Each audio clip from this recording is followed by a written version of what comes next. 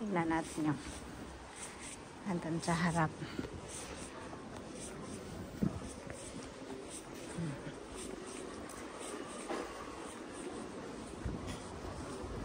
Oh, ang ganda ng bulaklak doon sa taas. Oh. At ayan. Ito po yung sa harap ko. Sa taas ko may nakasalubong na mga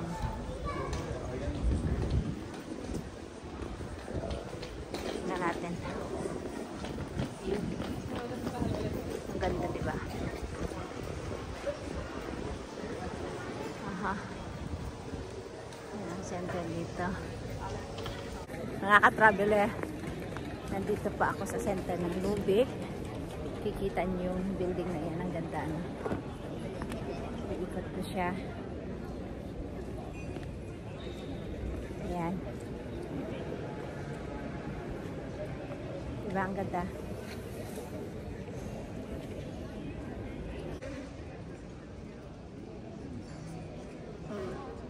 Ako limlim ang panahon.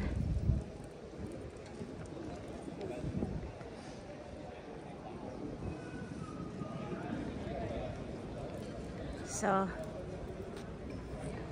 ganda tingnan, oh. Ayan, oh.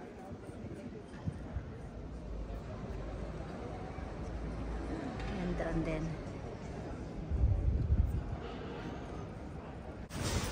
Tingnan natin yung dito kabilang side. Tingnan nyo, diba? Maganda siya. Ganda yun, no? So, tingnan natin dito sa kabila din.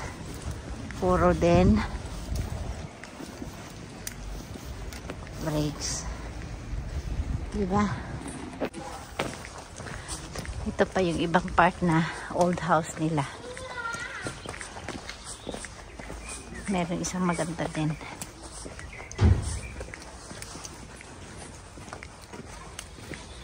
Ano lang dito, maraming nakapark na sasakyan sa tabi ng daan. Ang ganda ng mga bahay dito, oh. Sa tabi ng lake. Ng lake ng kanal. Kanal yun nandito sa kabilang side, oh. Ayun, oh. Merong boat na dumadaan dyan. Pero itong isa, oh. Kikita nyo yung pulang yan. Yan ang original na house nila, oh. Diba maganda?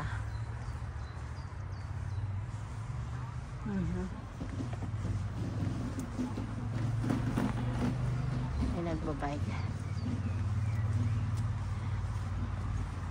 Ito. Isa yan. Meron. Ay, meron doon na isang magandang house. Na old house. Oh, may balcon siya. Yan, oh. Pupokus ko na lang. Nagmamadali na yung aking kasama. Ito siya. Yan. So, ganda ng building na yan, oh. Dito kami dadaan sa baba. May hinahanap kasi kami.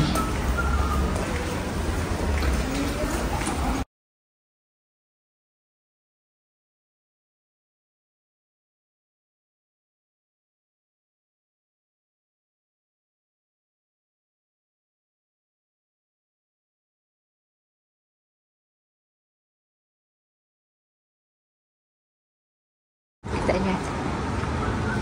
Kami tingnan natin sa kabilang side sa likod.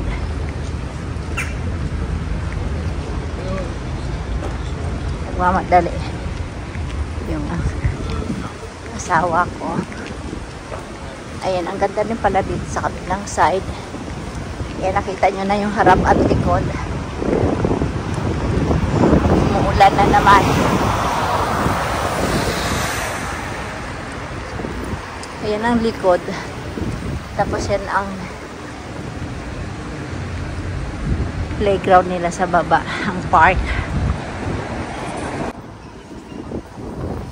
po yung main station ng train ng Lubig. Ayun, kikita niyo yan. Ayan.